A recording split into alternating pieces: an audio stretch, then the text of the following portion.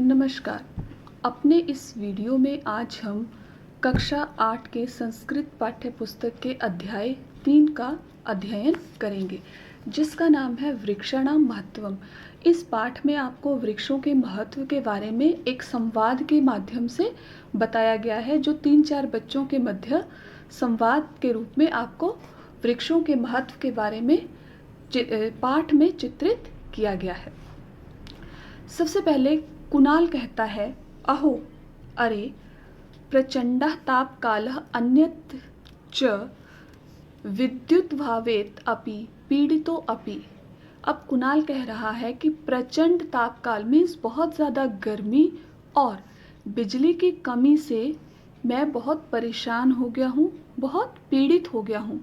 उद्याने गच्छामि, इसलिए बगीचे में जाता हूँ।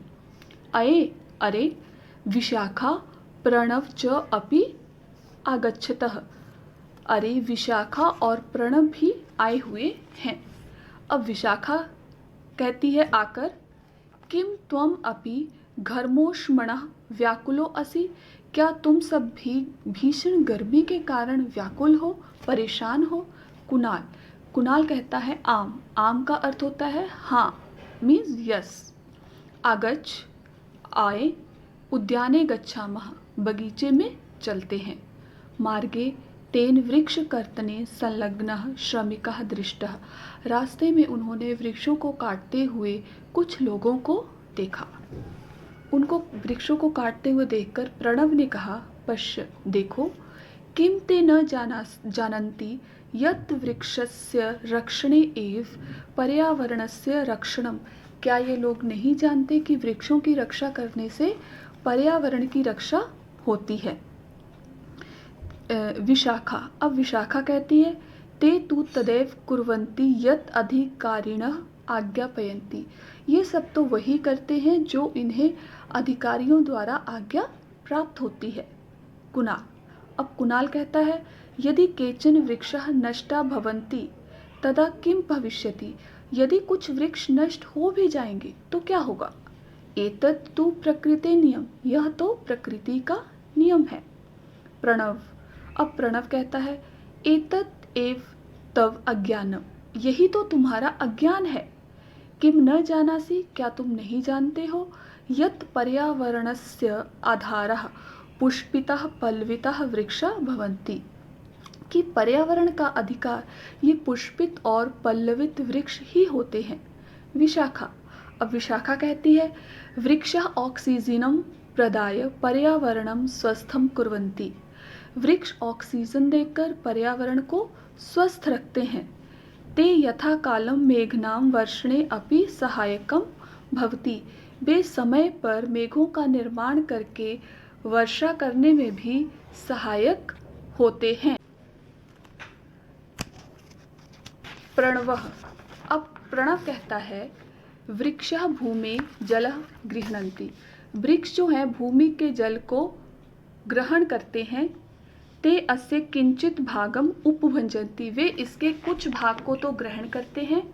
अवशिष्टम च जलम बाष्प रूपेण, बचे हुए जल को वाष्प के रूप में रंध्रेव्य वही निर्साय, अपने छेदों के जरिए बाहर निकालकर मेघों का निर्माण करने में सहायक होते हैं।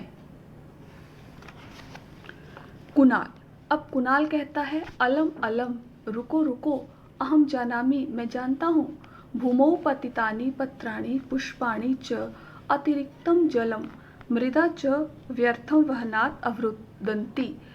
भूमि पर पड़े हुए जो पत्ते और पुष्प होते हैं वे अतिरिक्त जल और मिट्टी को बहने से रोकते हैं।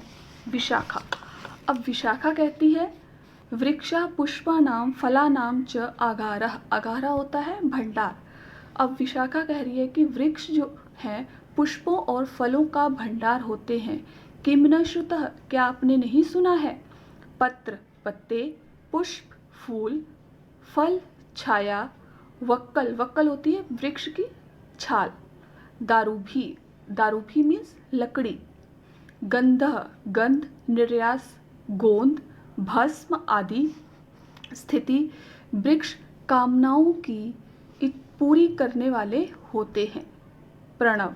अब प्रणव कहता है अन्यच्च वृक्षः तु संसारस्य संतेभ्यः, संतेभ्यः होता है दुखी लोग, जनेभ्यः धैर्यस्य शिक्षा अपि यच्छन्ति। और साथ में ये वृक्ष संसार के दुखी लोगों को धैर्य धारण करने की शिक्षा भी देते हैं। छिन्नो अपि रोहितः तरु, काटने पर भी वृक्ष बढ़ते हैं।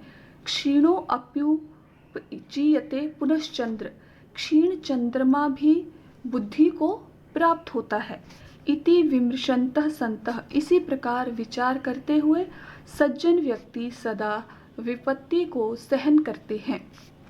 अब कुणाल कहता है अथ किम, और क्या, परोपकारस्य संदेश अपि वृक्षै प्राप्यते, परोपकार का संदेश भी हमें वृक्षों से ही प्राप्त होता है।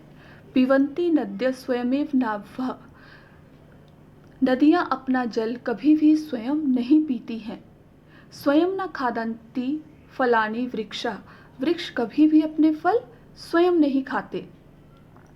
नादन्ति शस्यम, शस्यम होता है अनाज। खलु वारिवाहा, बादल अनाज का भोग स्वयं नहीं करते।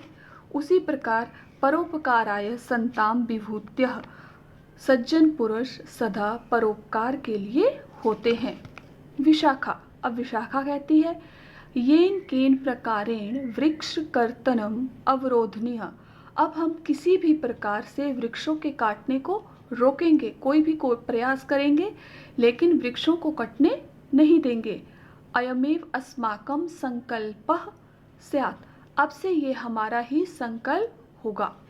कुणाल प्रणव, कुणाल और प्रणव कहते हैं साधु, साधु मीन्स ठीक है, मिलित्वा एतर्थम जन जागरणाय यत्नम करिष्यामि, अब हम मिलकर जन जागरण का प्रयत्न करेंगे, अर्थात ये प्रयत्न करेंगे कि लोगों को जागृत कर सकें कि वे वृक्षों के महत्व को समझें और उन्हें अनावश्यक न काटें।